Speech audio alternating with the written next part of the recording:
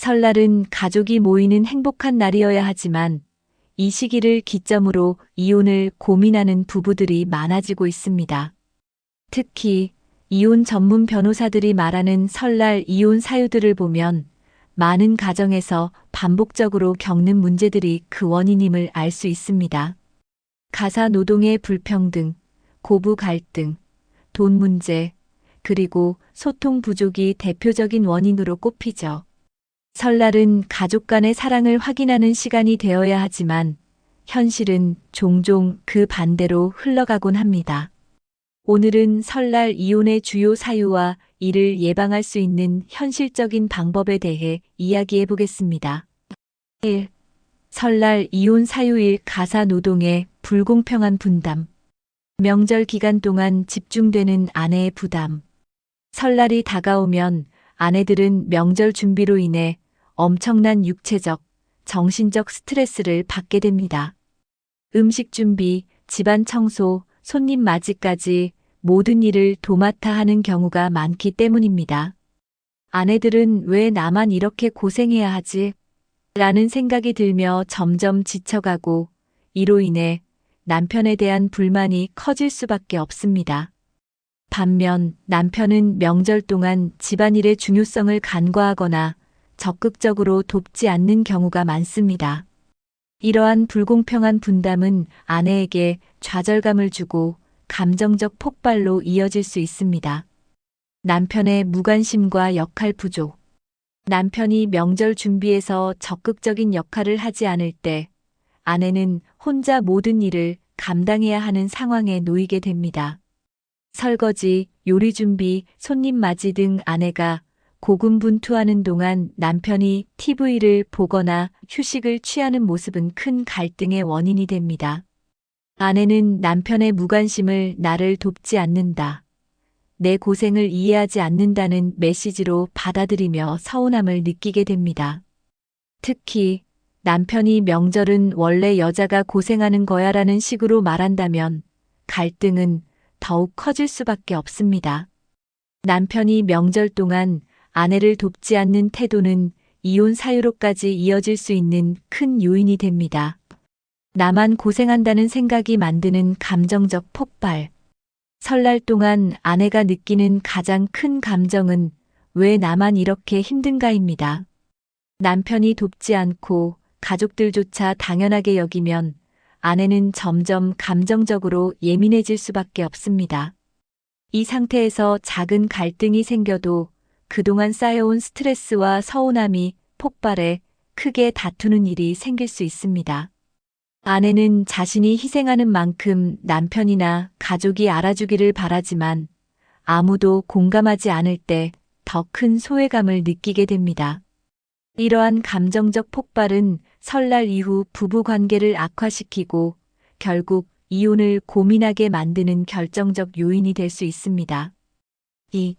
설날 이혼 사유 2. 고부 갈등의 재발과 심화. 시어머니와 며느리 간 갈등이 부부 문제로 확산.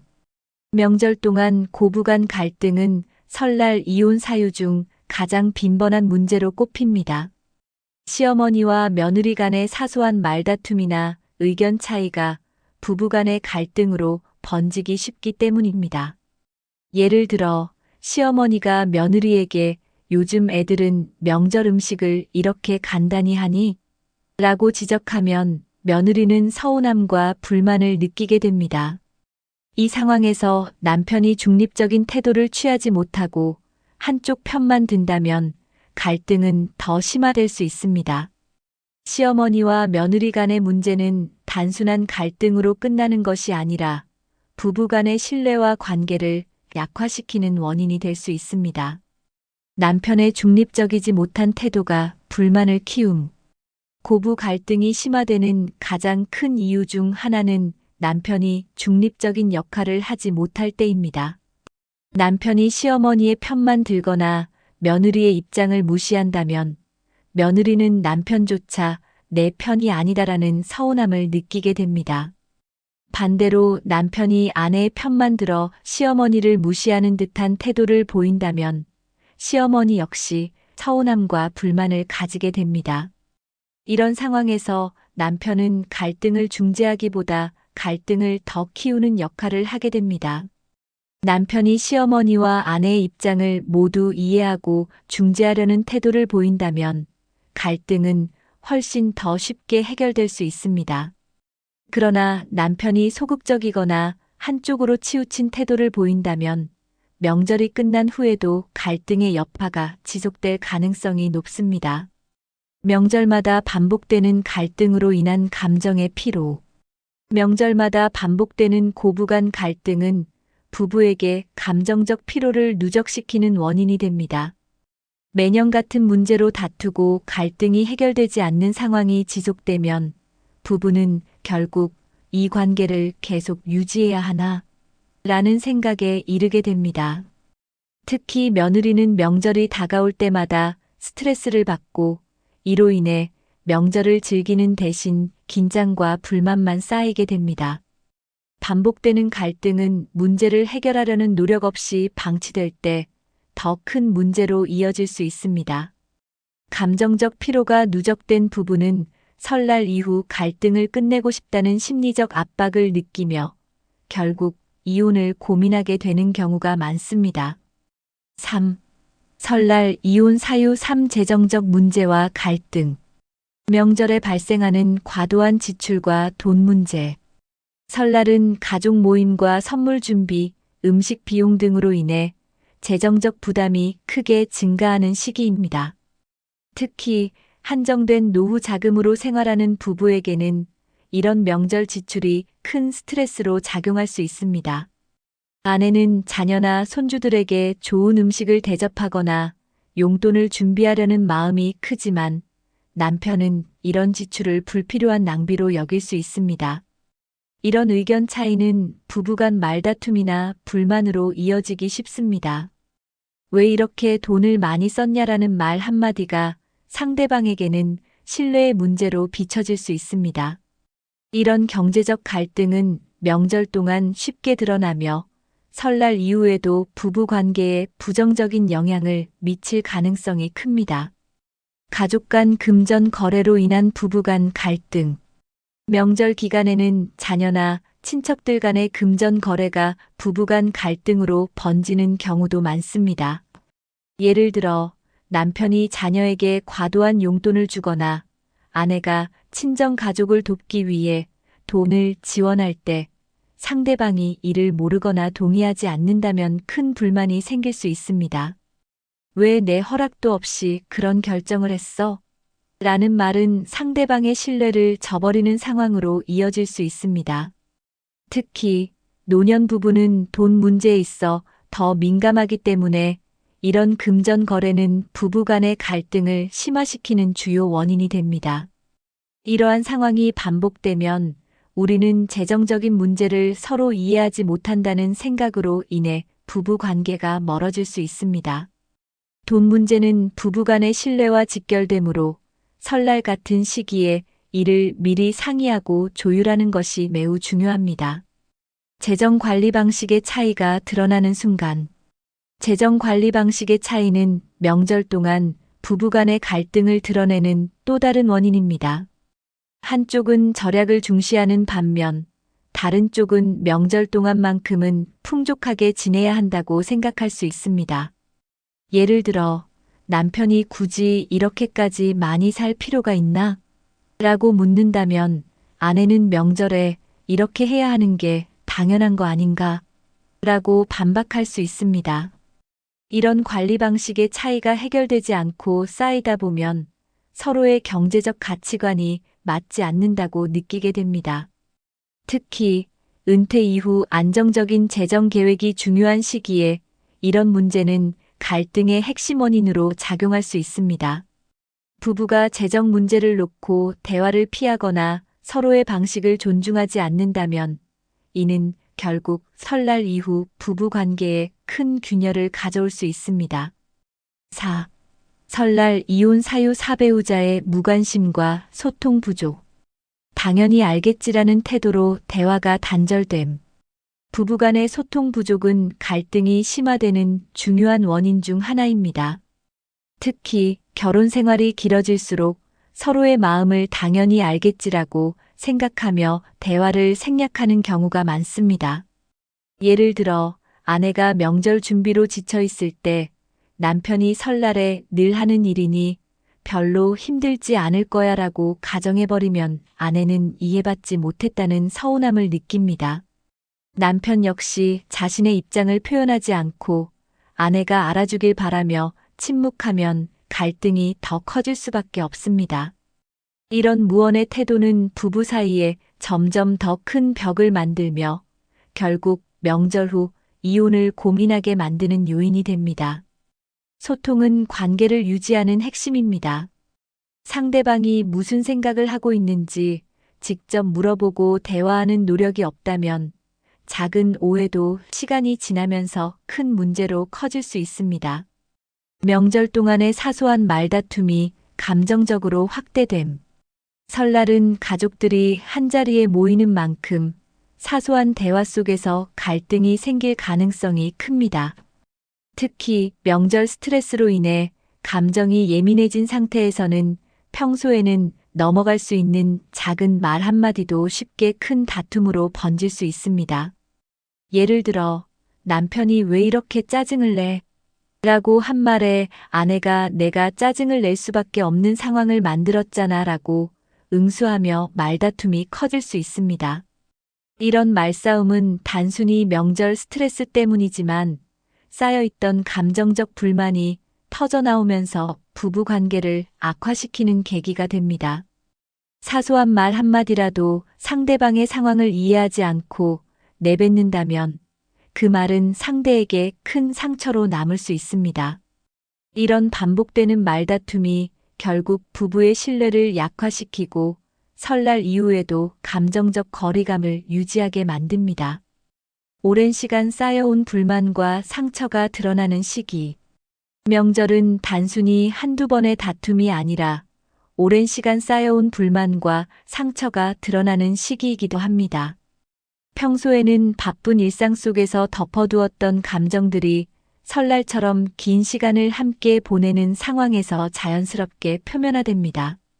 예를 들어 남편이 아내를 위해 아무런 도움도 주지 않았던 과거의 일들이 다시 떠오르며 아내는 늘 이런 식이었어라고 생각하게 됩니다.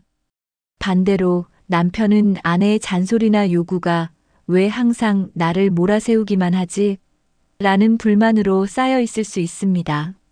이런 불만은 설날과 같은 특별한 환경에서 터져나오기 쉽고 갈등을 해결하지 못한 채로 방치되면 관계의 균열이 커질 가능성이 높습니다. 부부가 서로의 불만을 억누르기보다는 이를 솔직히 이야기하며 해결하려는 노력이 필요합니다.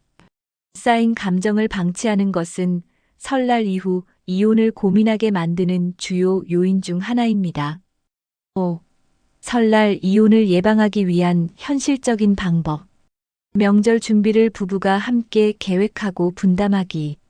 설날 이혼을 예방하려면 명절 준비에 부담을 한 사람이 떠안는 상황을 막아야 합니다. 아내가 대부분의 명절 준비를 도맡아 하는 경우 스트레스와 피로는 감정적 폭발로 이어질 가능성이 높습니다. 이를 예방하기 위해 부부가 설날 준비를 사전에 계획하고 분담하는 것이 중요합니다. 예를 들어 남편이 장보기와 음식 준비 일부를 맡고 아내가 청소와 손님 맞이를 담당하는 등 역할을 나누는 방식이 효과적입니다. 명절 준비를 함께하며 대화를 나누고 협력하면 부부 간의 신뢰가 쌓이고 불만을 줄일 수 있습니다. 이번엔 내가 요리 준비를 도울게. 이건 내가 맡을게라는 말 한마디로도 상대방의 부담을 덜어줄 수 있습니다. 명절은 가족 모두가 함께 준비하고 즐기는 날이어야 한다는 점을 잊지 말고 서로를 배려하며 협력하는 태도를 보여야 합니다. 고부 갈등을 미리 조율하고 남편의 중재 역할 강조하기. 고부 갈등은 설날 부부 갈등의 주요 원인이기 때문에 이를 미리 조율하는 것이 중요합니다. 남편은 중립적인 자세를 유지하면서도 양쪽의 입장을 조율하는 중재자의 역할을 해야 합니다. 예를 들어 시어머니가 며느리에게 지나치게 잔소리를 하거나 요구를 할 때 남편이 어머니, 이건 제가 도울 테니 신경 쓰지 마세요라며 상황을 완화할 수 있습니다. 반대로 아내가 시어머니의 말을 과민하게 받아들인다면 남편은 어머니께서는 이런 의도로 말씀하신 것 같아라고 설명하며 감정을 진정시킬 수 있습니다. 고부 갈등을 방치하면 갈등은 부부 관계로까지 번지기 때문에 남편이 적극적으로 나서서 문제를 해결하려는 노력이 필요합니다. 또한 시어머니와 아내에게 각각 적절한 역할과 책임을 배분하고 서로의 영역을 존중할 수 있는 분위기를 만드는 것이 중요합니다. 갈등을 예방하려면 남편이 양쪽을 모두 이해하려는 태도로 중재에 나서는 것이 부부의 평화를 유지하는 핵심입니다. 명절 동안 돈 문제와 대화를 미리 정리하고 공유하기. 명절 동안 돈 문제는 부부 갈등을 일으키는 또 다른 주요 요인입니다. 이를 예방하려면 명절 지출에 대한 계획과 대화를 미리 나누는 것이 필수적입니다. 예를 들어, 이번 설날에는 자녀들에게 얼마를 줄지, 음식 비용은 어떻게 분배할지에 대해 미리 합의하는 것이 좋습니다. 이런 계획을 세우지 않고 한쪽이 독단적으로 결정을 내리면 상대방은 불만을 느낄 수 있습니다. 또한 각자 생각하는 지출의 기준이 다를 수 있으므로 사전에 명확한 기준을 설정하는 것이 중요합니다.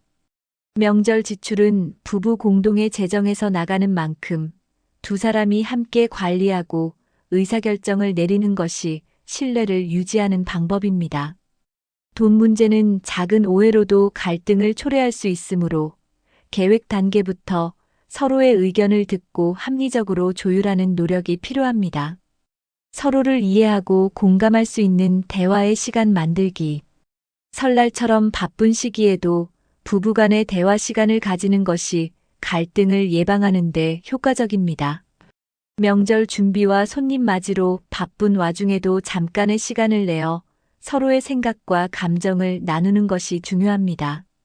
예를 들어, 오늘 많이 힘들지 않았어? 내가 더 도와줄 수 있는 게 있을까? 같은 간단한 질문이 상대방에게 큰 위로가 될 수 있습니다. 이런 대화를 통해 상대방의 감정을 이해하고 오해가 생기기 전에 풀 수 있는 기회를 만들 수 있습니다. 대화는 단순히 문제를 해결하는 도구가 아니라 서로의 감정을 확인하고 신뢰를 쌓는 데 중요한 역할을 합니다. 명절은 스트레스를 받을 수 있는 시기이기 때문에 상대방의 마음을 헤아리고 공감하는 대화는 갈등을 예방하고 관계를 더욱 단단히 만들어줍니다. 설날을 기회로 삼아 서로의 감정을 나누고 더 건강한 관계로 나아갈 수 있는 시간을 만들어 보세요. 설날 이혼의 주요 사유들은 명절 스트레스, 고부 갈등, 돈 문제, 그리고 소통 부족에서 시작됩니다. 하지만 사전에 준비하고 작은 노력을 더한다면 이러한 갈등을 충분히 예방할 수 있습니다. 설날은 가족이 함께 화목한 시간을 보내는 날이어야 하며 부부 간의 이해와 배려가 그 화목함을 유지하는 열쇠입니다. 오늘 말씀드린 방법들을 실천하셔서 이번 설날은 갈등 대신 웃음과 따뜻함이 가득한 시간이 되기를 바랍니다. 이 영상이 도움이 되셨다면 구독과 좋아요를 눌러주시고 여러분의 의견이나 경험을 댓글로 공유해주세요. 함께 더 행복한 가정을 만들어가요.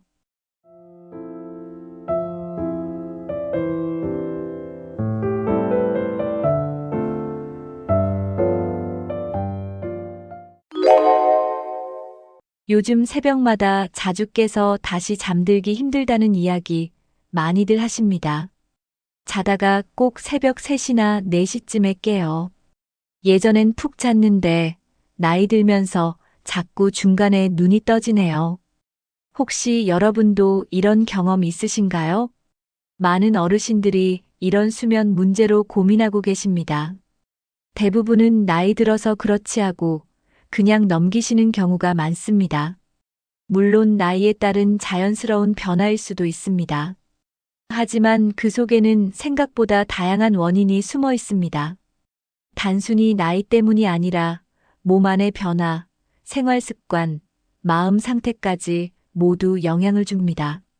원인을 정확히 알면 그만큼 해결 방법도 더 분명해집니다. 오늘 영상에서는 왜 노인들이 새벽에 자주 깨는지, 그리고 편안하게 다시 잠들 수 있는 방법까지 알려드릴게요.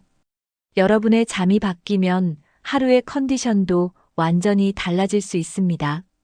오늘부터라도 작게 바꿔보면 분명히 좋은 변화가 생길 수 있습니다. 그럼 지금부터 하나씩 함께 알아보겠습니다. 나이가 들면 자연스럽게 수면의 구조 자체가 달라집니다. 젊었을 때처럼 깊은 잠이 오래 유지되지 않게 되는 거죠. 전체 수면 시간은 비슷하지만 깊은 수면이 줄어들고 얕은 잠이 많아집니다. 이 얕은 잠은 아주 작은 소리나 자극에도 쉽게 깨어나게 만듭니다. 그래서 새벽에 한번 깨면 다시 잠들기 힘들어지는 겁니다. 특히 나이가 들수록 렘 수면과 비렘 수면의 비율이 바뀌면서 수면의 질이 낮아집니다. 뇌가 밤새 충분히 쉬지 못하기 때문에 자주 깨게 되는 거죠. 이런 변화는 대부분의 어르신들이 겪는 자연스러운 현상입니다. 하지만 그걸 이해하고 관리하면 충분히 개선할 수 있습니다. 내 몸의 수면 리듬을 알면 대응 방법도 보입니다. 일찍 자고 일찍 깨는 경향도 바로 이 생체 리듬 때문입니다. 체내 시계가 젊을 때와는 다르게 작동하기 시작하는 겁니다. 그래서 밤 10시쯤이면 졸리고 새벽 4시나 오시면 저절로 눈이 뜨이게 됩니다. 무조건 나쁜 건 아니지만 이 리듬을 존중하면서 일상을 조절해야 합니다. 무엇보다 중요한 건 이 변화가 정상이라는 걸 먼저 받아들이는 겁니다. 많은 분들이 요즘은 밤 9시만 돼도 졸려요라고 말씀하시곤 합니다. 실제로 나이가 들면 수면 욕구가 앞당겨지는 현상이 나타납니다. 낮에 활동량이 줄고 햇빛을 받는 시간도 짧아지기 때문입니다. 몸이 밤과 낮을 구분하는 기능이 약해지면서 졸음이 일찍 오는 것이죠. 일찍 자면 자연스럽게 새벽에도 눈이 빨리 떠지게 됩니다. 문제는 일찍 자도 깊은 잠이 유지되지 않아서 피로가 완전히 해소되지 않는다는 점입니다. 그 결과 새벽에 자주 깨고 낮에는 졸음이 몰려옵니다. 이렇게 되면 밤낮이 헷갈려서 수면의 질이 더 떨어질 수 있습니다. 이럴 때는 기상 시간을 일정하게 유지하는 것이 중요합니다. 아무리 일찍 자더라도 기상 시간을 너무 당기지 않도록 조절하는 겁니다. 저녁에는 밝은 조명을 피하고 오전에는 햇빛을 쬐며 활동하는 것도 도움이 됩니다. 그렇게 하면 뇌가 밤과 낮을 구분하고 수면 리듬을 바로잡기 시작합니다. 중요한 건 억지로 늦게 자려 하지 말고 낮 시간 활동량을 늘려서 밤에 자연스럽게 졸리게 만드는 겁니다. 첫 번째는 매일 같은 시간에 일어나고 자는 습관을 들이는 것입니다. 생체 리듬은 반복에 따라 안정되기 때문에 일정한 생활 패턴이 중요합니다. 두 번째는 아침 햇빛을 꼭 쬐어주는 것입니다.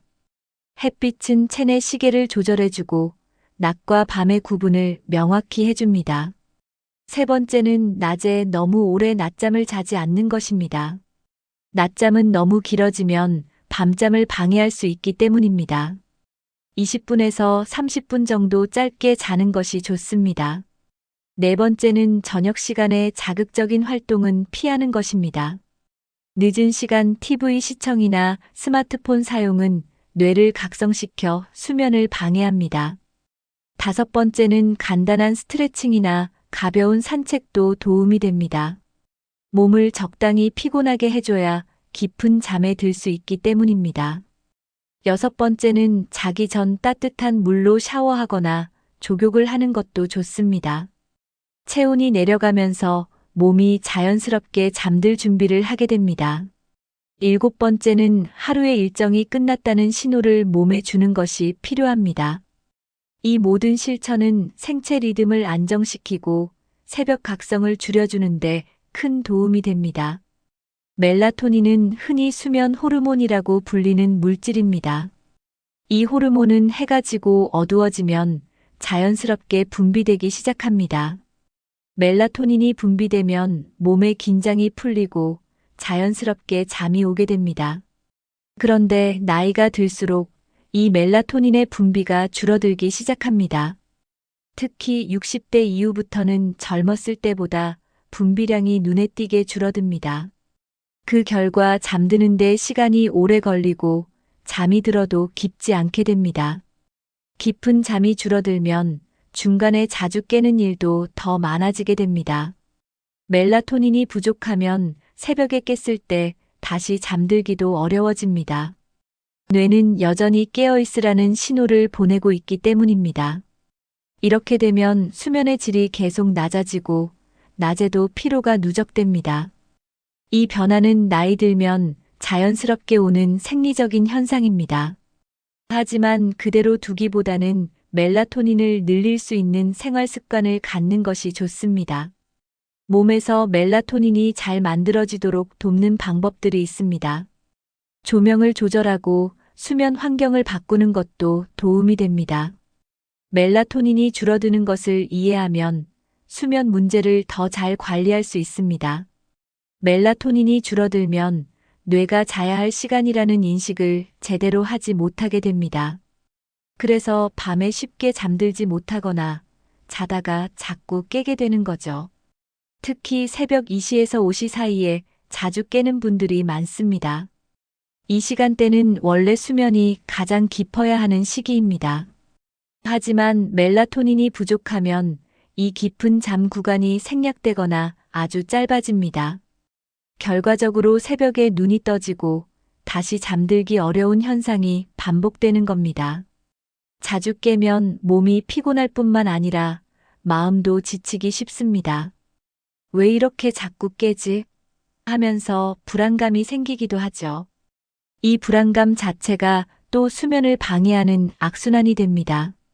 새벽에 자주 깨는 건 단지 나이 때문이 아니라 멜라토닌의 감소와 수면 구조 변화가 함께 작용한 결과입니다. 그렇기 때문에 단순히 수면 시간을 늘리는 것만으로는 해결이 어렵습니다. 수면의 질을 높이는 게 핵심입니다. 그러려면 멜라토닌이 충분히 분비되도록 생활을 조절해야 합니다. 이제 그 방법들을 하나씩 살펴보겠습니다. 첫 번째는 아침에 햇빛을 받는 것입니다. 햇빛은 멜라토닌 분비 리듬을 조절해주는 중요한 역할을 합니다. 아침에 햇빛을 받으면 뇌는 밤이 되면 멜라토닌을 분비할 준비를 하게 됩니다. 두 번째는 낮에 적당한 활동량을 유지하는 것입니다. 움직이지 않으면 뇌도 밤에 쉴 필요를 느끼지 않기 때문에 잠이 깊지 않습니다. 세 번째는 저녁에는 조명을 어둡게 조절하는 것입니다. 형광등이나 밝은 조명은 뇌가 낮이라고 착각하게 만들기 때문에 멜라토닌 분비를 방해합니다. 자기 전에는 스탠드 조명이나 간접 조명을 사용하는 것이 좋습니다. 네 번째는 스마트폰, TV 사용을 줄이는 것입니다. 특히 화면에서 나오는 블루라이트는 멜라토닌 생성을 억제합니다. 다섯 번째는 기름지거나 소화가 안 되는 음식은 피하는 것입니다. 잠들기 2시간 전에는 음식을 먹지 않는 게 가장 좋습니다. 여섯 번째는 자기 전에 따뜻한 물로 씻거나 족욕을 해주는 것도 도움이 됩니다.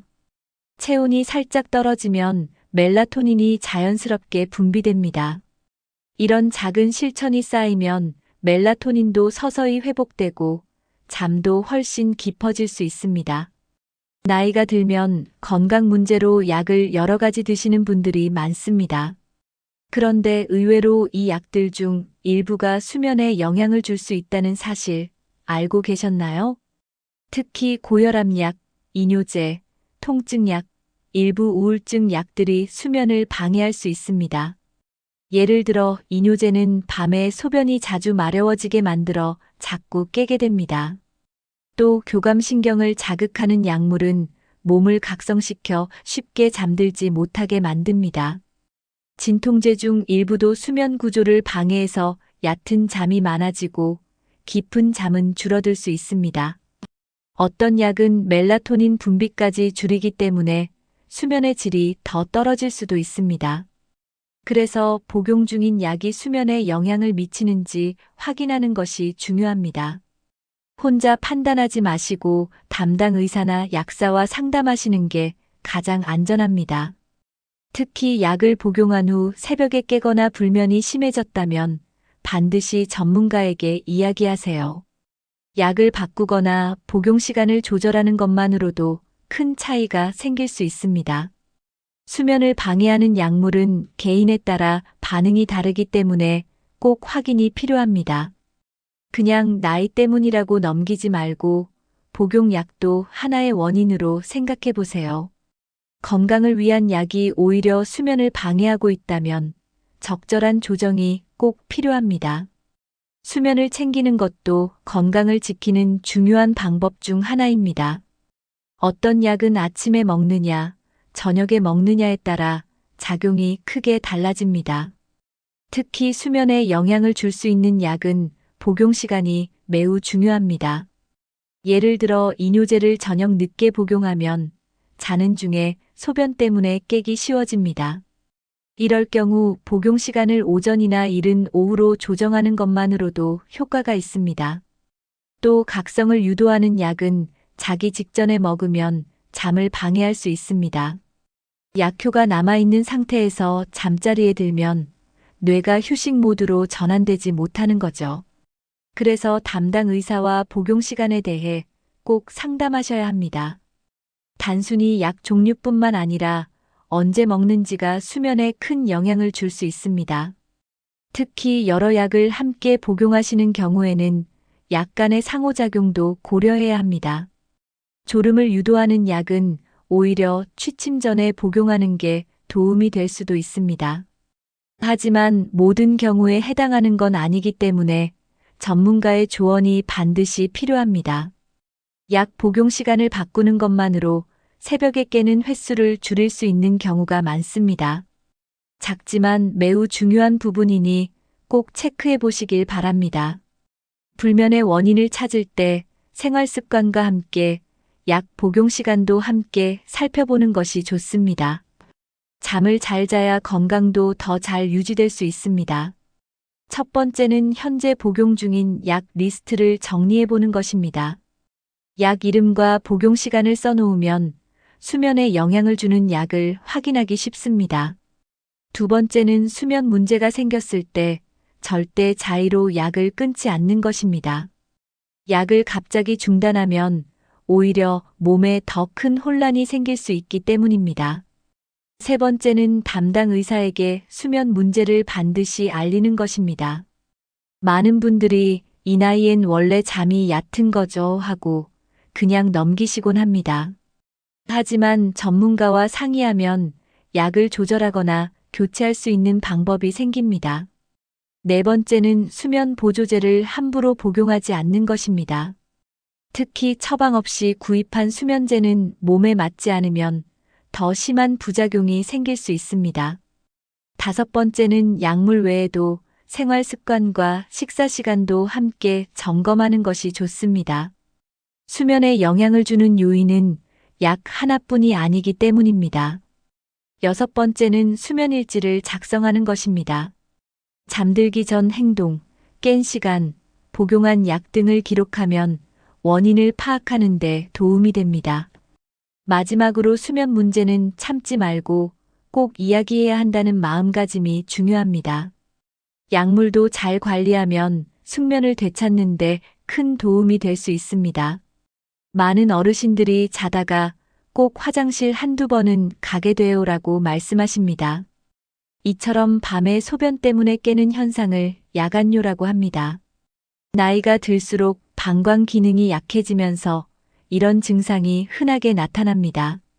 방광의 탄력이 줄고 소변을 저장하는 능력도 감소하기 때문입니다. 낮에는 참을 수 있던 소변도 밤에는 민감하게 느껴지게 되는 거죠. 또 신장에서 밤에도 소변을 많이 만드는 체내 변화도 하나의 원인입니다. 특히 당뇨나 고혈압이 있는 분들은 야간뇨가 더 자주 나타날 수 있습니다. 전립선이 커지거나 방광염이 있는 경우에도 마찬가지입니다. 이렇게 밤마다 자주 깨게 되면 수면의 흐름이 끊기게 됩니다. 깊은 잠에 들기 어려워지고 피로도 제대로 풀리지 않습니다. 어떤 분들은 소변이 마려워 깬 건지 그냥 잠이 깨서 화장실을 간 건지 헷갈리기도 합니다. 이런 상태가 반복되면 수면 자체에 대한 불안감도 생기게 됩니다. 그래서 야간뇨는 단순한 불편을 넘어서 생활 전반에 영향을 줄 수 있습니다. 이를 줄이기 위해서는 정확한 원인 파악과 생활 습관 점검이 필요합니다. 작은 조절로도 야간뇨를 줄이고 새벽에 깨는 횟수를 줄일 수 있습니다. 방광은 소변을 저장했다가 내보내는 역할을 합니다. 하지만 나이가 들면 방광 근육이 약해지고 신호 전달도 느려집니다.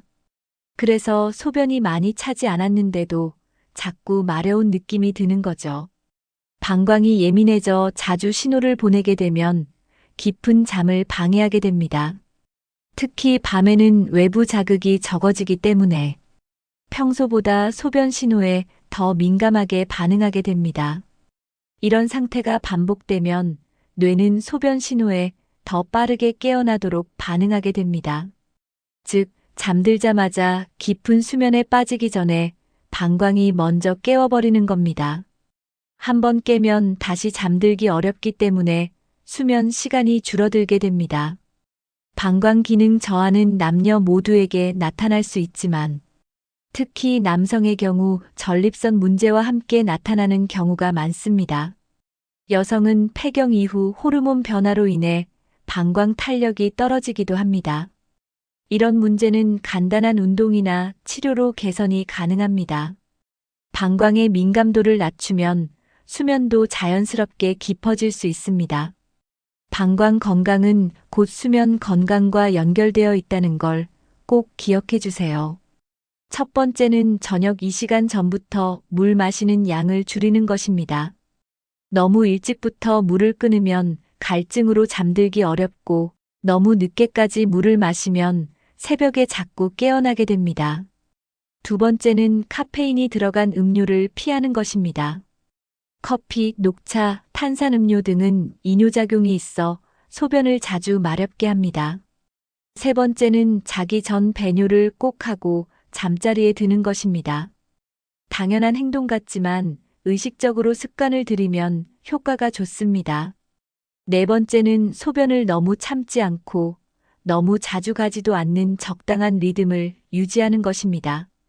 너무 자주 가는 습관은 방광을 더 예민하게 만들 수 있습니다. 다섯 번째는 하체 근육 강화 운동을 해주는 것입니다. 특히 골반 근육을 단련하면 방광 조절 능력이 좋아집니다. 여섯 번째는 배에 압박을 주는 옷을 피하고 편한 복장을 입는 것도 중요합니다. 배가 조이면 방광에 자극을 줄 수 있기 때문입니다. 일곱 번째는 과민성 방광이 의심될 땐 반드시 전문 진료를 받아보는 것입니다. 소변 조절은 민감한 문제지만 생활의 질과 잠의 질을 높이는 핵심 요소입니다. 낮 동안에는 별 생각이 없었는데 이상하게도 밤이 되면 걱정이 많아집니다. 조용한 방 안에서 혼자 누워 있으면 마음속에 쌓였던 생각들이 하나둘 떠오르죠. 내일은 또 어떻게 해야 하지? 몸이 왜 이러지? 같은 걱정이 꼬리를 물기 시작합니다. 이런 생각들이 많아질수록 뇌는 쉬지 못하고 계속 깨어있게 됩니다. 그 결과 깊은 잠에 빠지지 못하고 얕은 잠만 계속 반복됩니다. 뇌는 낮 동안 받은 자극을 밤새 정리하는데 스트레스가 많으면 이 과정이 매끄럽게 되지 않아 수면을 방해합니다. 특히 스트레스 호르몬인 코르티솔이 밤에 높아지면 몸은 계속 긴장한 상태가 됩니다. 이럴 경우 자다 깨는 횟수가 많아지고 새벽에 일찍 눈을 뜨게 됩니다. 몸은 피곤한데 머리는 깨어 있어서 다시 잠들기도 힘들어집니다. 이런 상태가 반복되면 점점 잠드는 자체가 불안해집니다. 오늘도 또 깨면 어쩌지? 라는 생각이 들기 시작하는 거죠. 걱정이 많아질수록 수면은 더 얕아지고 피로는 쌓이게 됩니다.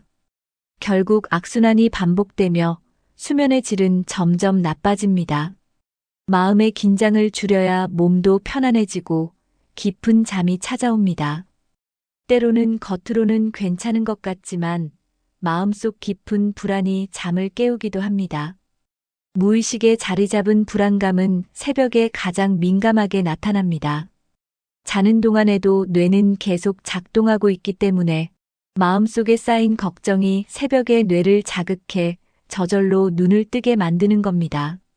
이럴 경우 깨고 나서도 다시 잠들기 어렵고 심장이 두근거리거나 식은땀이 나기도 합니다. 무의식적인 불안은 스스로 인식하기 어려워서 더 피곤하게 느껴집니다.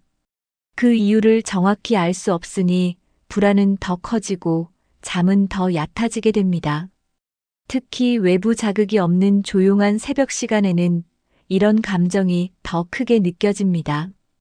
이럴 때는 무작정 참고 누워있기보다는 조용히 일어나 따뜻한 차를 마시거나 가볍게 몸을 움직이며 뇌를 다시 안정시키는 것이 도움이 됩니다. 중요한 건 왜 이렇게 깼지? 하고 자책하지 않는 태도입니다. 누구나 한 번쯤은 새벽에 깰 수 있고 그것만으로 문제가 되는 건 아닙니다. 마음이 긴장하면 몸도 따라 긴장하니 마음을 푸는 것이 첫 번째입니다. 생각을 억지로 멈추기보다는 그래도 괜찮아 하고 스스로를 달래주세요. 불안을 다스리는 연습은 바로 더 나은 수면으로 가는 첫걸음입니다. 마음이 불안하면 아무리 몸이 피곤해도 잠들기 어렵습니다. 그래서 잠자기 전 마음을 다스리는 습관이 매우 중요합니다. 첫 번째는 자기 전 걱정거리를 종이에 적어보는 것입니다. 마음속 생각을 밖으로 꺼내면 머릿속이 한결 가벼워집니다. 두 번째는 심호흡이나 명상처럼 뇌를 천천히 쉬게 해주는 활동을 하는 것입니다. 깊게 들이쉬고 내쉬는 호흡을 반복하면 몸의 긴장이 풀어집니다. 세 번째는 자극적인 TV나 스마트폰 사용을 줄이는 것입니다. 자극적인 화면과 소리는 뇌를 각성시켜 잠을 방해합니다. 네 번째는 마음을 편안하게 해주는 음악을 들으며 누워보는 것도 좋습니다. 잔잔한 클래식이나 자연 소리는 뇌파를 안정시키는데 도움이 됩니다. 다섯 번째는 내 몸과 마음을 칭찬해주는 습관을 들이는 것입니다. 오늘도 수고했어. 내일은 더 편안하길 바라 같은 말을 스스로에게 해주세요. 여섯 번째는 정해진 시간에 자고 일어나는 수면, 루틴을 유지하는 것입니다. 뇌는 반복에 익숙하기 때문에 같은 시간에 잠자리에 들면 훨씬 안정감을 느낍니다. 마음을 가라앉히는 작은 습관들이 모이면 수면도 자연스럽게 깊어집니다. 나이가 들면 신체의 감각이 더 민감해지기 시작합니다. 특히 수면 중에는 소리, 빛, 온도 같은 자극에 훨씬 쉽게 반응하게 됩니다. 낮에는 잘 안 들리던 소리도 밤에는 신경이 곤두서서 더 크게 느껴지기도 하죠. 작은 발자국 소리, 냉장고 소리도 수면을 방해할 수 있습니다. 마찬가지로 불이 조금이라도 비치면 뇌는 아직 낮이라고 착각해 멜라토닌 분비가 줄어듭니다. 이런 상태에서는 쉽게 깊은 잠에 들지 못하고 자주 깨게 됩니다. 또 방 안의 온도가 너무 높거나 낮아도 몸이 불편해서 수면이 얕아집니다. 특히 발이 차거나 땀이 날 정도로 더우면 새벽에 잠에서 깨는 일이 많습니다. 이런 환경적 요소는 작은 것 같아도 수면의 질을 좌우합니다. 민감한 감각을 차단하려면 조명, 소음, 온도에 신경을 써야 합니다. 커튼을 두껍게 치고 조명을 꺼두는 것만으로도 숙면에 도움이 됩니다. 소음이 있는 곳이라면 조용한 음악이나 백색 소음 기기를 활용해 보세요. 적절한 실내 온도는 보통 18도에서 22도 사이가 가장 좋다고 알려져 있습니다. 너무 덥지도 춥지도 않게 조절하는 것이 중요합니다. 예민해진 감각을 편안하게 만들어주는 환경이 곧 깊은 잠을 부릅니다. 많은 분들이 무심코 하는 행동이 실제로 수면을 방해하고 있습니다. 첫 번째는 자기 직전까지 TV나 스마트폰을 보는 습관입니다. 화면에서 나오는 빛은 뇌를 각성시켜 멜라토닌 분비를 억제합니다. 특히 드라마나 뉴스처럼 자극적인 내용을 보면 뇌는 더 깨어있게 됩니다. 두 번째는 늦은 시간에 무거운 식사를 하는 습관입니다. 음식이 소화되는 동안 몸은 휴식하지 못하고 깨어있게 됩니다. 세 번째는 잠들기 직전에 격한 운동을 하는 것입니다. 운동은 좋지만 자기 직전엔 오히려 수면을 방해할 수 있습니다. 네 번째는 불을 켠 채로 자는 습관입니다. 아주 약한 불빛도 수면 호르몬의 분비를 줄일 수 있습니다.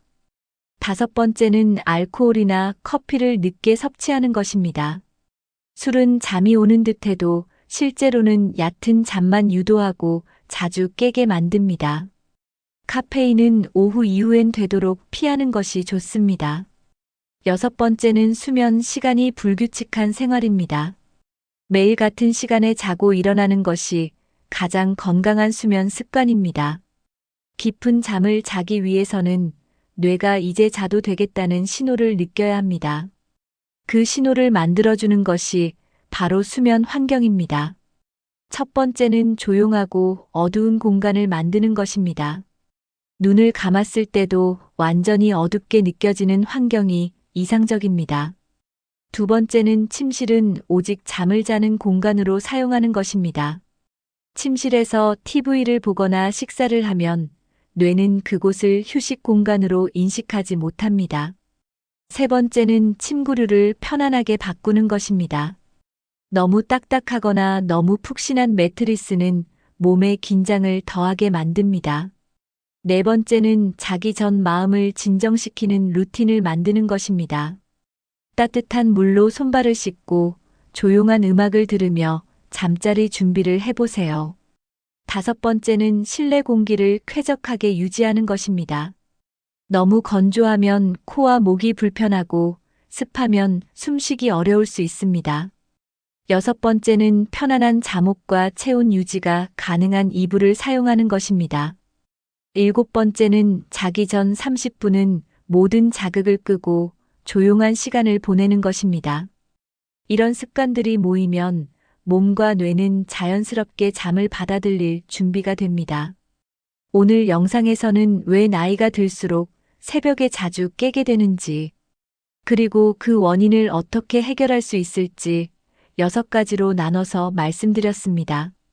단순히 나이 들어서 그렇다는 말로 넘길 수 있는 문제가 아니라는 걸 아셨을 겁니다.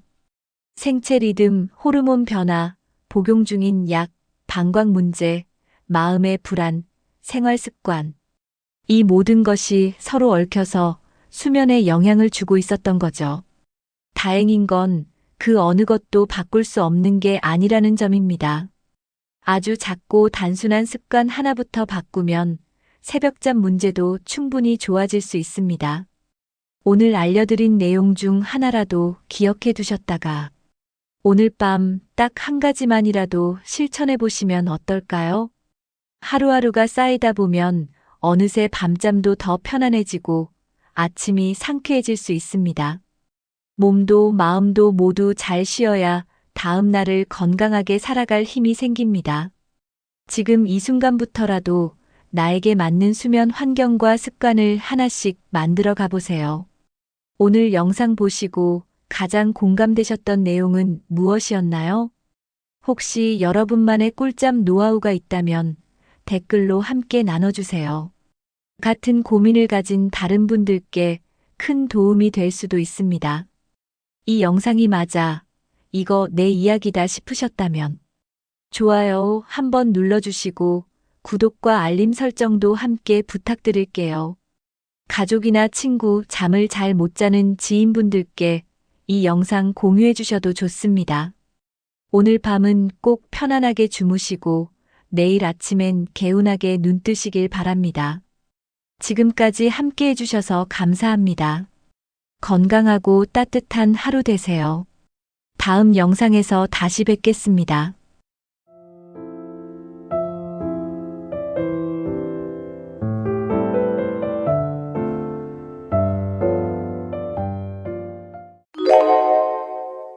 여러분, 나이 들어간다는 건 어떤 느낌이 드시나요? 대부분은 이렇게 말씀하시죠. 예전 같지 않아. 시간이 너무 빨라. 이젠 늙었지 뭐. 그래서인지 나이 든다는 걸 부정적으로 생각하는 분들이 참 많습니다. 몸이 예전 같지 않고 얼굴에 주름이 하나씩 늘어가면 괜히 우울해지기도 하죠.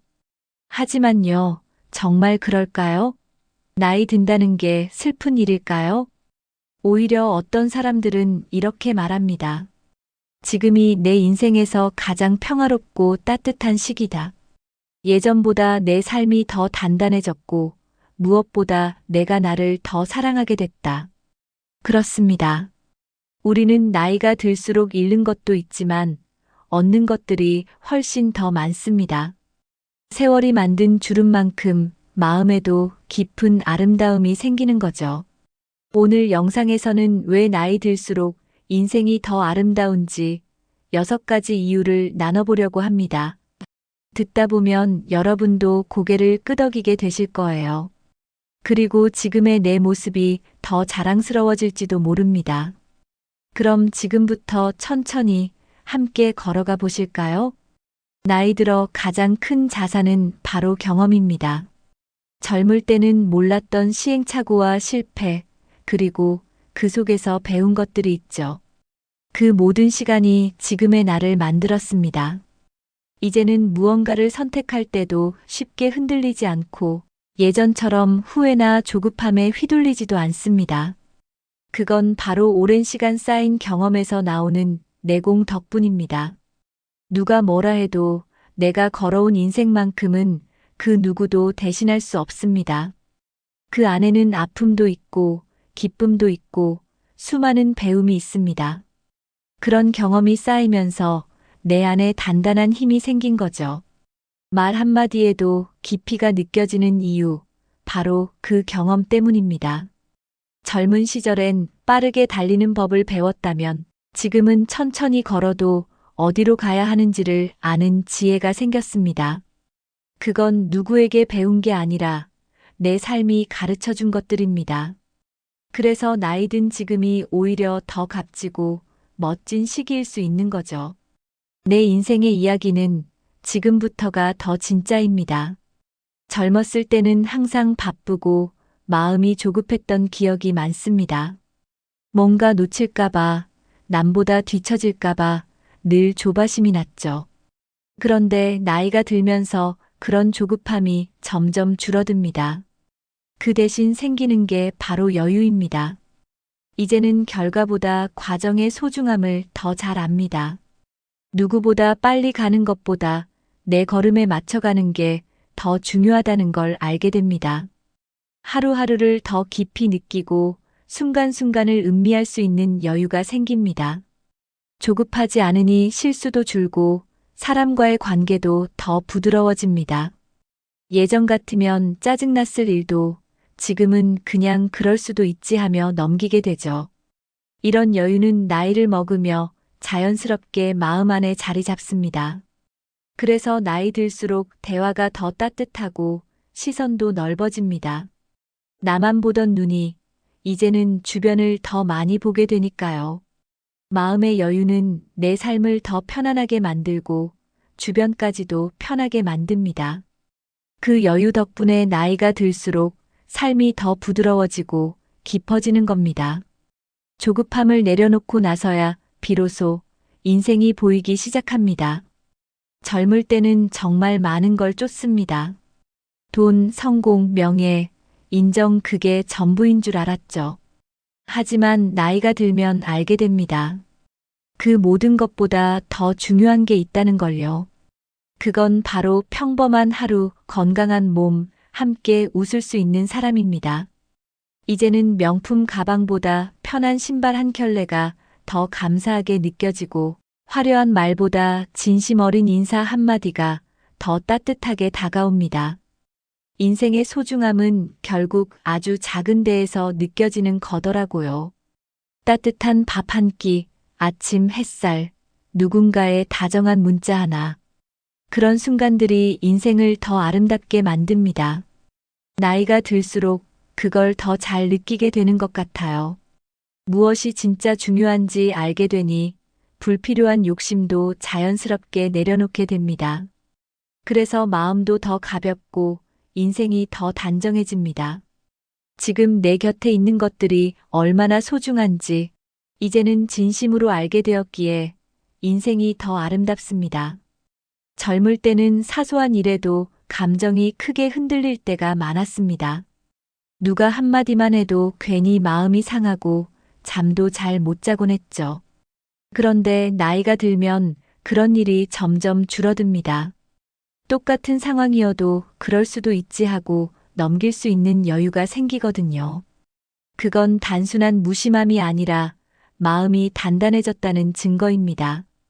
이제는 어떤 일이 생겨도 쉽게 흔들리지 않습니다. 왜냐하면 이미 많은 걸 겪어봤고 지나고 보면 별일 아니란 걸 알기 때문이죠. 마음속에 나만의 기준과 중심이 생기니까 남의 말에 휘둘리지 않고 내 방식대로 삶을 살아갈 수 있게 됩니다. 불필요하게 상처받는 일도 줄어들고 더 평온한 하루를 보낼 수 있게 됩니다. 작은 일에 일희일비하지 않고 큰 그림을 보는 시야도 넓어졌습니다. 감정의 파도가 오더라도 그 안에서 중심을 잡는 힘이 생긴 겁니다. 이런 단단함은 나이가 들며 자연스럽게 생기는 마음의 선물입니다. 그래서 인생의 후반부가 오히려 더 평화롭고 안정된 시기로 느껴집니다. 흔들리지 않는 중심, 그것이 인생을 더 아름답게 만드는 비밀입니다. 예전엔 누가 내 뜻과 다르면 쉽게 서운해지고 불편해졌습니다.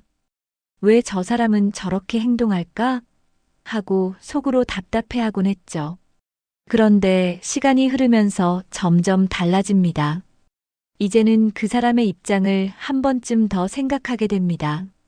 그리고 그럴 수도 있겠다 하고 이해하는 마음이 먼저 생깁니다. 나도 실수하고 부족한 부분이 있으니 상대도 그럴 수 있다는 걸 인정하게 되죠.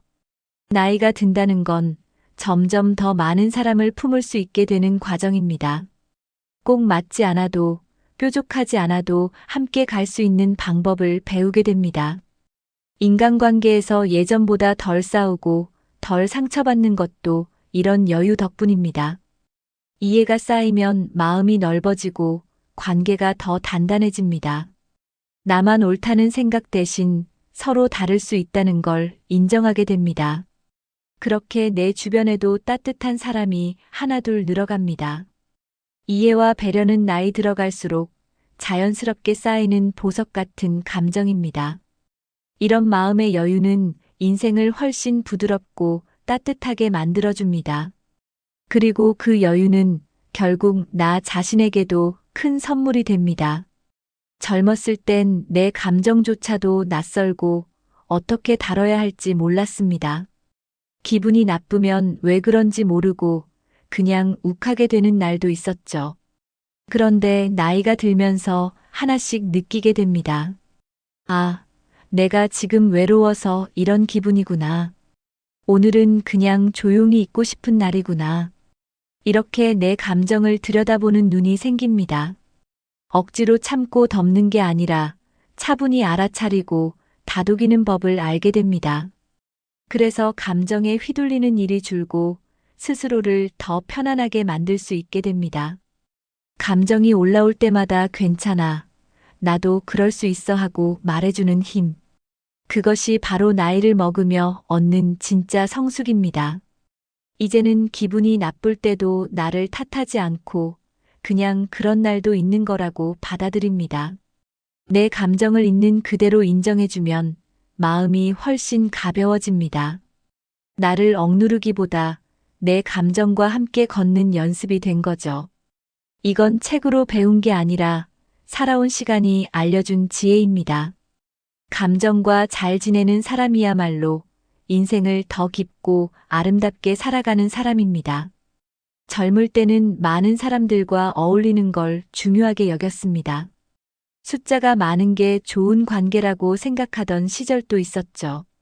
그런데 시간이 지날수록 사람보다 내 마음이 편한 관계가 더 중요하다는 걸 알게 됩니다. 이제는 굳이 나를 힘들게 하는 사람들과 억지로 연락하지 않게 됩니다.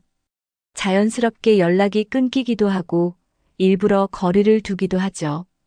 그건 나빠서가 아니라 이제는 내가 누구와 시간을 보내야 행복한지 알기 때문입니다. 나이를 먹는다는 건 관계를 정리해가는 과정이기도 합니다. 남는 사람은 남고 떠날 사람은 떠나는 게 자연스러운 흐름입니다. 중요한 건 그 안에서 나를 지키는 사람을 선택하는 눈이 생겼다는 겁니다. 무조건 다 받아주는 게 아니라 나와 잘 맞는 사람과 따뜻하게 지내는 걸 선택합니다. 그래서 관계는 줄어들 수 있지만 그만큼 더 단단해집니다. 넓은 인맥보다 진심이 통하는 몇 명의 사람이 훨씬 더 소중하다는 걸 알게 되죠. 이건 외로움이 아니라 진짜 의미 있는 관계를 찾아가는 시간입니다. 그 선택이 결국 내 삶을 더 평온하게 만들고 마음을 더 따뜻하게 해줍니다. 함께할 사람을 스스로 고를 수 있다는 것. 그게 인생 후반의 큰 축복입니다. 바쁘게 살다 보면 가까운 가족에게 소홀해질 때가 많습니다. 젊을 때는 나중에 시간이 나면 하며 미루곤 했죠. 그런데 나이가 들수록 가족과의 시간이 얼마나 소중한지 깨닫게 됩니다. 예전엔 당연하게 생각했던 가족의 존재가 이제는 하나하나 감사하게 느껴집니다. 부모님과 자식, 형제자매, 손주와의 대화 한마디도 더 귀하게 들립니다. 특별한 일이 없어도 같이 밥을 먹고 안부를 묻는 그 시간이 행복입니다. 예전엔 말 안 하던 것도 이제는 먼저 꺼내보게 되고 서로 이해하려는 마음이 더 커집니다. 시간이 흘러도 가족은 곁에 있어주는 유일한 존재라는 걸 느끼게 됩니다. 그래서 평범한 일상이 더 소중하게 다가오고 함께하는 시간이 줄지 않도록 더 노력하게 됩니다. 가족에게 먼저 다가가고 더 자주 웃어주는 것도 내가 나이 들며 배운 사랑의 표현법입니다. 가족과의 관계가 따뜻해질수록 인생은 더 단단해지고 아름다워집니다. 나이가 들수록 연락하는 친구 수는 줄어듭니다. 예전처럼 매일 연락하고 만나던 관계는 자연스럽게 멀어지기도 하죠. 처음엔 그런 변화가 조금은 서운하게 느껴질 수 있습니다. 그런데 시간이 지나면 알게 됩니다. 모든 친구가 남지는 않지만 진짜 친구는 꼭 남는다는 걸요. 말 자주 안 해도 오랜만에 통화해도 어색하지 않은 친구. 서로의 상황을 이해해주고 가식 없이 대화할 수 있는 친구. 그런 친구 한두 명만 있어도 마음이 든든해집니다. 친구의 수보다 그 관계의 깊이가 더 중요하다는 걸 느끼게 됩니다. 젊을 땐 잘 보이려고 했던 관계, 지금은 그냥 있는 그대로의 나를 보여줄 수 있는 사이가 더 좋습니다. 웃고 울던 기억을 함께한 친구는 시간이 흘러도 사라지지 않습니다. 그래서 친구와 나누는 커피 한 잔, 산책 한 번이 더 특별하게 느껴집니다. 인생의 후반에는 적지만 깊은 관계가 마음을 더 따뜻하게 해줍니다. 친구는 많지 않아도 괜찮습니다. 진짜면 그걸로 충분합니다. 젊을 땐 늘 남의 시선을 신경 쓰며 살았습니다. 이걸 하면 어떻게 볼까? 저 사람은 뭐라 할까? 그런 생각이 앞섰죠. 그래서 진짜 하고 싶은 일을 뒤로 미루는 경우도 많았습니다. 하지만 나이가 들면 달라집니다. 이제는 남보다 내 마음이 더 중요하다는 걸 알게 됩니다. 누가 뭐라 해도 내가 좋으면 그걸로 충분하다는 걸요. 예전엔 부끄러워서 못 입던 옷도 지금은 입고 싶으면 입는 거지 하고 자연스럽게 입을 수 있습니다. 하고 싶은 일도 마찬가지입니다. 내가 즐거우면 의미가 있으면 그걸로 충분합니다. 남의 시선을 신경 쓰는 삶보다 내가 나에게 만족하는 삶이 훨씬 가치 있습니다. 그게 바로 지금 이 나이에야 가능한 용기입니다. 남을 따라가는 삶보다 내 마음을 따라가는 삶이 훨씬 행복합니다. 그렇게 내 삶을 내가 선택하는 게 얼마나 멋진 일인지 이제 알게 됩니다. 지금부터라도 내 마음이 원하는 걸 해보세요. 더 늦기 전에. 이 나이에 무슨 도전이야 라는 말 한 번쯤 들어보셨을 겁니다. 하지만 도전에는 나이 제한이 없습니다. 오히려 지금이야말로 도전하기 딱 좋은 시기입니다. 왜냐하면 이제는 실패가 두렵지 않기 때문입니다. 젊을 땐 실패하면 모든 걸 잃을 것 같았지만 이제는 실패도 경험이고 추억이 된다는 걸 알게 됐습니다. 그래서 용기가 생기고 가볍게 시도해 볼 수 있게 되는 거죠. 악기를 배워보는 것도 좋고 그림을 그려보는 것도 좋습니다.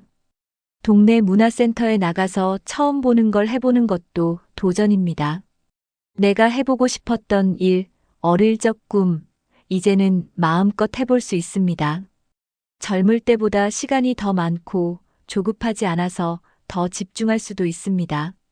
주변 반응보다 내 기쁨이 더 중요하다는 걸 알게 되었으니까요. 늦었다고 생각하는 그 순간이 사실은 가장 좋은 시작일 수 있습니다. 도전은 크고 대단한 게 아니라 내 안의 작은 시도부터입니다. 오늘부터라도 하나 가볍게 시작해 보세요. 삶이 달라지기 시작합니다. 젊을 때는 배움보다 생존이 먼저였습니다. 돈 벌고 가족 챙기고 늘 시간이 없었죠. 배우고 싶었던 것, 해보고 싶던 것들이 많았지만 언젠가 하겠지 하고 미뤄왔던 일들이 참 많습니다. 그런데 이제는 그 언젠가가 바로 지금이라는 걸 알게 됩니다. 예전보다 시간도 여유도 생기고 무엇보다 마음의 공간이 생겼습니다. 그래서 더는 미루지 않고 배우고 싶은 걸 배우기 시작합니다. 글쓰기, 수채화, 요리, 사진, 외국어까지 뭐든 가능합니다. 중요한 건 잘하려는 게 아니라 즐기는 겁니다.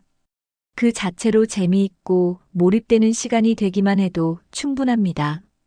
젊을 땐 성과를 생각했지만 지금은 과정이 주는 행복을 더 잘 알게 됐습니다. 배운다는 건 내 삶을 채워가는 기쁨입니다. 누군가와 비교하지 않고 내 속도대로 즐기면 됩니다. 하고 싶은 걸 할 수 있다는 건 인생의 가장 큰 자유입니다.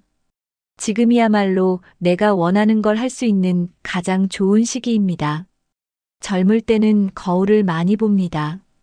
머리 모양, 피부 상태, 옷차림 하나하나가 신경 쓰였죠. 누가 뭐라 하지 않아도 스스로를 평가하고 부족하다고 느끼곤 했습니다. 그런데 나이가 들면 점점 그런 기준에서 자유로워집니다. 이제는 외모보다 내가 어떤 사람인지가 더 중요해집니다. 얼굴에 주름이 늘어도 몸매가 변해도 괜찮습니다. 그보다 내가 어떤 생각을 하고 어떤 마음으로 사는지가 더 중요해졌습니다. 스스로를 꾸미기보다 마음을 가꾸는데 더 집중하게 됩니다. 나를 있는 그대로 인정하고 사랑하는 마음이 자라나는 시기입니다. 예전엔 남과 비교하느라 바빴지만 이제는 나는 나니까 괜찮아라는 말이 자연스럽게 떠오릅니다. 내 안에 진짜 가치를 알게 된다는 건 정말 큰 변화입니다.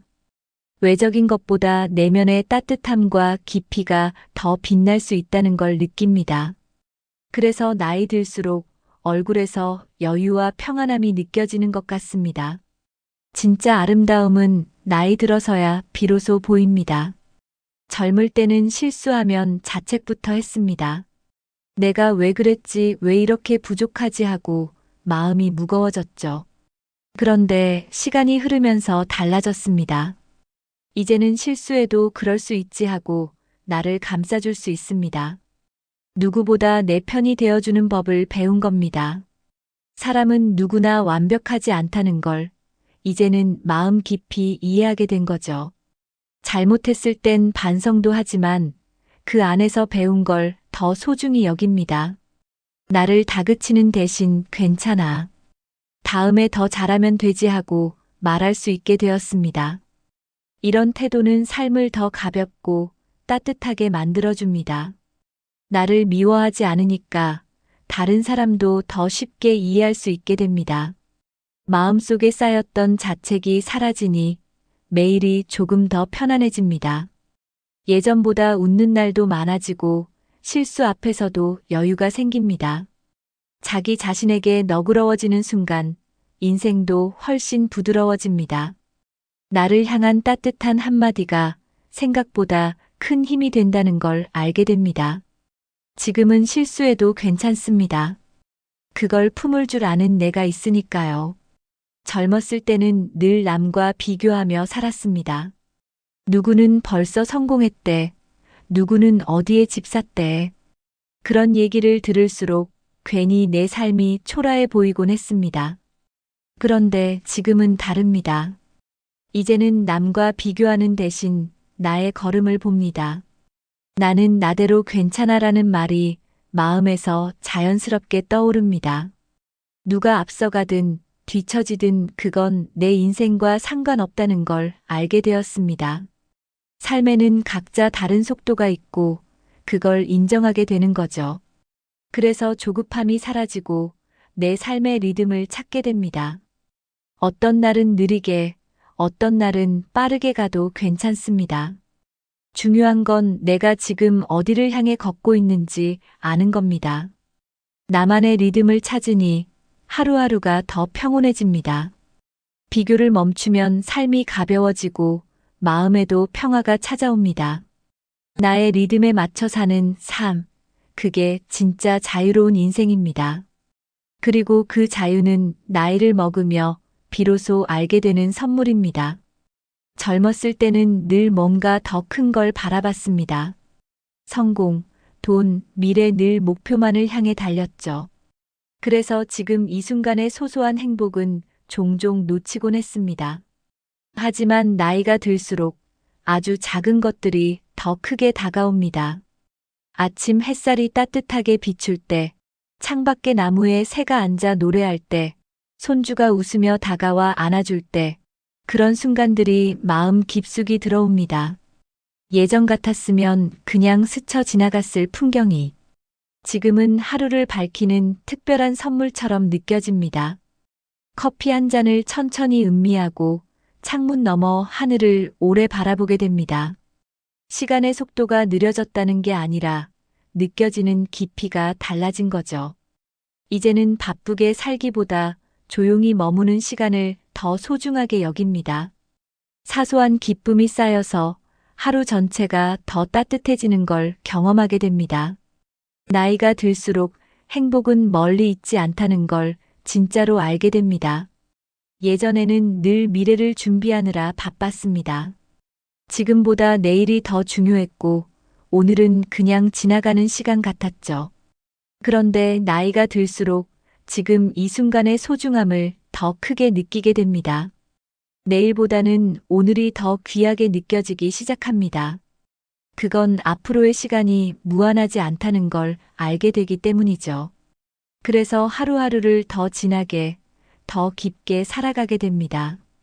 누군가와의 대화도, 밥 한 끼도, 산책 하나도 그저 그런 일이 아니라 인생 속의 한 장면처럼 다가옵니다. 이 순간을 어떻게 기억할지, 어떻게 느낄지가 더 중요해졌습니다. 그래서 더 많이 웃고 더 자주 감사하게 됩니다. 시간을 그냥 흘려보내기보단 의미 있게 채우는 방법을 스스로 익히게 됩니다. 이런 하루하루가 쌓이면 인생 전체가 더 진해지고 깊어집니다. 그 어떤 화려한 일보다 지금 이 순간을 잘 사는 것이 진짜 삶이라는 걸 느끼게 됩니다. 오늘이 있다는 것만으로도 이미 충분한 축복이라는 걸 알게 되는 겁니다. 그래서 나이가 들수록 하루가 더 귀하게 느껴지고 소중해지는 겁니다. 인생은 나이 들수록 사는 맛이 더 깊어집니다. 단맛, 짠맛, 쓴맛, 신맛 다 경험해봐야 진짜 맛을 아는 것처럼요. 젊을 땐 그런 맛들을 구분할 시간도 없이 바빴습니다. 하지만 지금은 한 가지 맛에도 깊이 느끼고 오래 기억하게 됩니다. 즐거운 일은 더 소중하게, 슬픈 일은 더 의미 있게 다가옵니다. 기쁨이 오면 크게 웃고 아픔이 와도 조용히 품을 줄 압니다. 인생의 여러 감정을 한 번씩 다 겪어본 사람이기에 가능한 일입니다. 그래서 사는 게 고단해도 여전히 아름답고 감사하게 느껴지는 거죠. 삶에 무게가 있어도 그 안에서 나만의 방식으로 버텨내는 힘이 생깁니다. 그게 바로 진짜 사는 맛입니다. 단순히 오래 사는 것이 아니라 깊이 있게 살아가는 법을 아는 거죠. 시간이 지나면서 생기는 주름처럼 삶도 그렇게 하나하나 쌓여갑니다.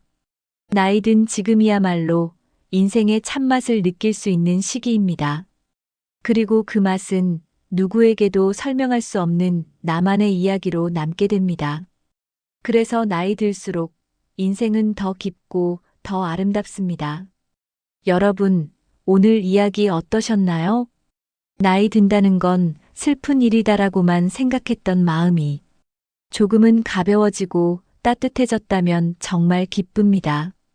우리가 살아온 시간은 결코 헛되지 않았고 지금 이 순간도 여전히 인생의 가장 아름다운 장면이 될 수 있습니다. 경험이 쌓이고 마음이 단단해지고 관계가 깊어지고 하고 싶은 걸 더 용기 있게 하고 나를 더 이해하고 받아들이며 하루하루를 더 소중히 살아가게 되는 지금. 바로 이 순간이 인생에서 가장 진한 시간 아닐까요? 오늘 영상에서 가장 마음에 남은 이야기는 어떤 부분이셨나요? 혹시 여러분만의 나이 들수록 더 좋아진 점이 있다면 댓글로 꼭 함께 나눠주세요. 서로의 경험과 생각이 모이면 이 공간이 더 따뜻한 위로와 공감의 시간이 될 수 있습니다. 그리고 이 영상이 마음에 드셨다면 좋아요와 구독, 알림 설정도 잊지 말아주세요. 주변의 부모님, 친구, 지인분들께도 함께 공유해 주시면 더 많은 분들이 지금 이 순간을 소중하게 느낄 수 있을 거예요. 지금의 나를 사랑하고 오늘 하루를 아끼는 마음. 그것만으로도 우리는 충분히 잘 살고 있는 겁니다. 여러분의 인생이 오늘보다 더 빛나길 진심으로 응원하겠습니다. 함께 해주셔서 감사합니다. 다음 영상에서 다시 인사드릴게요.